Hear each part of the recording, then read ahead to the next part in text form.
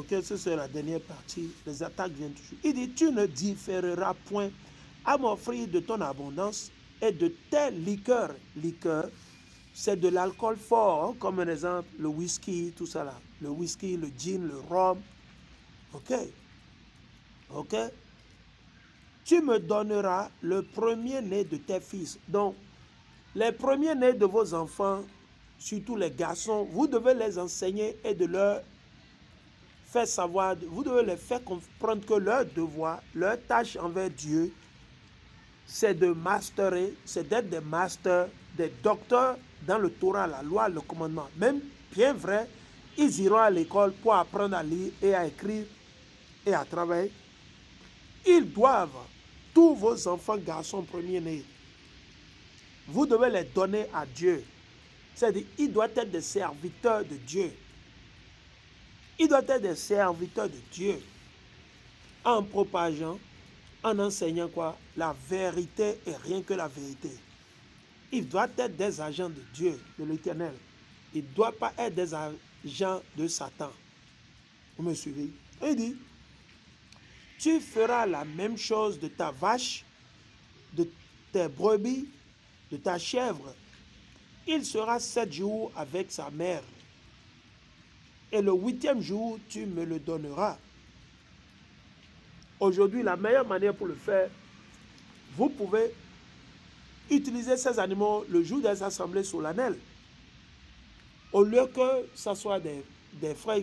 Si vous avez du bétail, ou c'est des moutons, vous avez des moutons, le premier mouton qui naît de la femme, le premier mouton qui naît de sa maman, si c'est un homme, si c'est un mâle, vous le gardez jusqu'à la période des assemblées solennelles. Peut-être vous l'utilisez le jour du Pessah, jour de Pâques.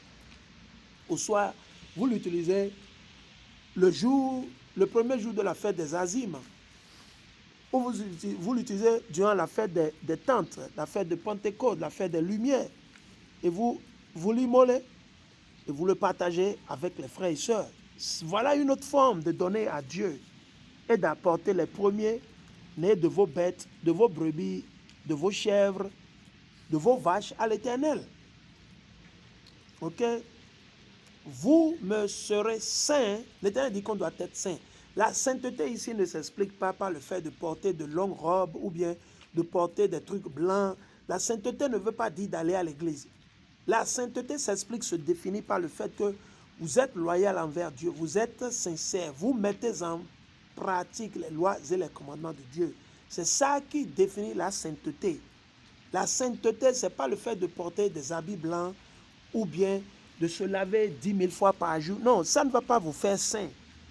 La sainteté, c'est l'obéissance à Dieu, c'est la mise en pratique des lois et des commandements de Dieu.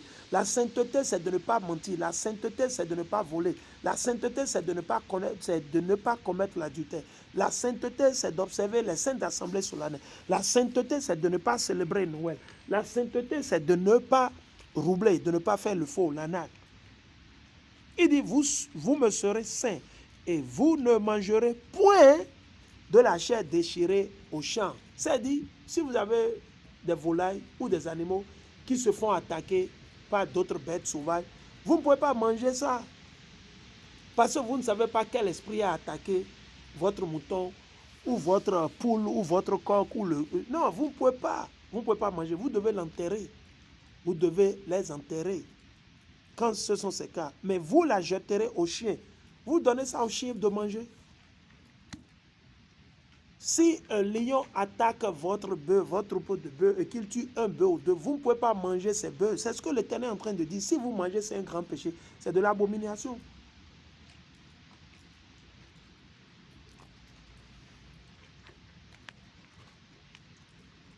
Ok? Maintenant, on va lire dans le livre de Deutéronome. Ok? On va lire Deutéronome.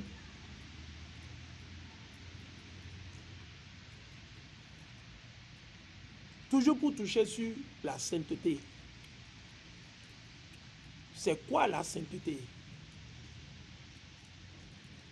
Selon la Bible, vous avez vu, il dit car vous êtes un peuple saint, on ne doit pas manger les animaux qui sont attaqués, déchirés dans les champs, dans les bourses. Même si c'est pour nous, on ne peut pas. Maintenant, on va le lire. Je suis dans Deutéronome, le chapitre 14. Deutéronome, le chapitre 14, le verset 1. Vous êtes les enfants de l'Éternel, votre Dieu. Vous avez vu, nous sommes les enfants de l'Éternel, notre Dieu. Ne vous faites aucune incision. L'Éternel dit, on ne doit pas se faire des incisions pour Satan. Parce que beaucoup le font, toujours pour honorer et adorer Satan. Beaucoup le font pour honorer et adorer Satan. Quand quelqu'un meurt, ils vont se raser la tête. Ou bien, non, l'Éternel interdit. Il dit, ne vous faites aucune incision et ne vous rasez point entre les yeux pour aucun mort.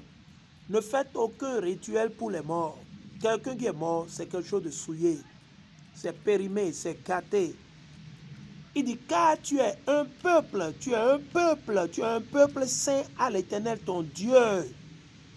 Et l'Éternel t'a choisi d'entre tous les peuples qui sont sur la terre, afin que tu lui sois un peuple précieux. Mais nous ne comprenons pas. Nos frères ne comprennent pas. Ils disent qu'ils sont chrétiens. Moi, je ne suis pas chrétien. Je ne suis pas africain. Je ne suis pas égyptien. Je suis le peuple de Dieu. Je fais partie du peuple de Dieu. Je suis de la famille de qui? De Jacob, Yasharala. Et Dieu, il a créé plus de 16 nations, plus de 16 races ou 16 peuples. Et ici, nous sommes en train de... Dieu dit, parmi tous ces peuples qu'il a créés là, qui nous a aimés nous plus, et que c'est nous qui l'a choisi. Et vous voulez changer que nous sommes égaux. Où est c'est écrit maintenant que nous sommes égaux? C'est écrit où que toutes les nations sont égales, ou les races, les peuples. Non. Même Esaü et dont vous dites que vous n'êtes pas égal à lui. La belle preuve, leur passeport a plus de valeur que vos passeports. Écoutez ce qu'il dit. Il dit, car tu es un peuple saint. Le mot saint ici, c'est mis à part. Les Chinois mangent le porc, nous on ne mange pas le porc. Les Chinois mangent le canard, nous on ne doit pas manger le canard. Les Chinois mangent le rat, les Indiens mangent le rat, ou les Indiens mangent quoi que ce soit, nous on ne doit pas manger. Si les Édomites ont des rapports sexuels avec les bêtes, les animaux, les chiens, les chiennes, nous on ne doit pas le faire. Parce que nous sommes un peuple saint.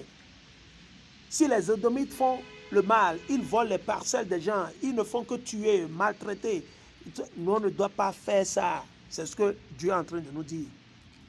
Car tu es un peuple saint à l'Éternel ton Dieu.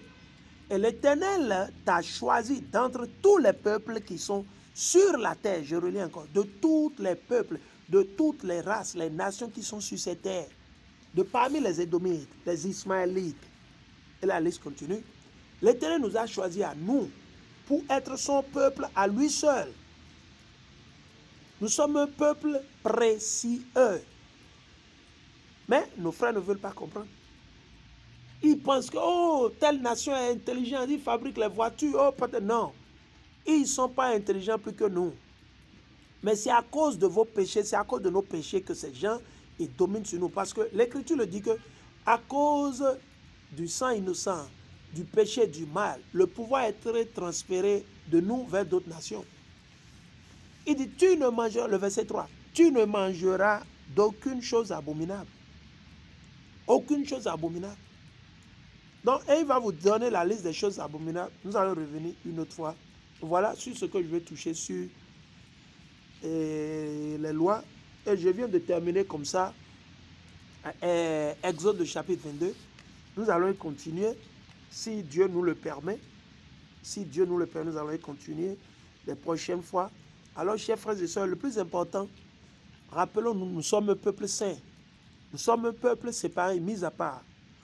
Comme notre Dieu, il est à part des idoles. Donc, on doit vivre selon le Torah. Nous devons nous repentir et mettre en pratique ce qui est écrit, ce qui est mentionné dans la Bible, le Torah. On ne peut pas suivre les autres nations juste pour les suivre. Voilà. Sur ça, je bénis l'Éternel Yahweh. Et nous allons y continuer après. Je dois toucher maintenant après sur... je dois enseigner sur le principe divin établi par Dieu pour nos rois et les leaders. Shalom.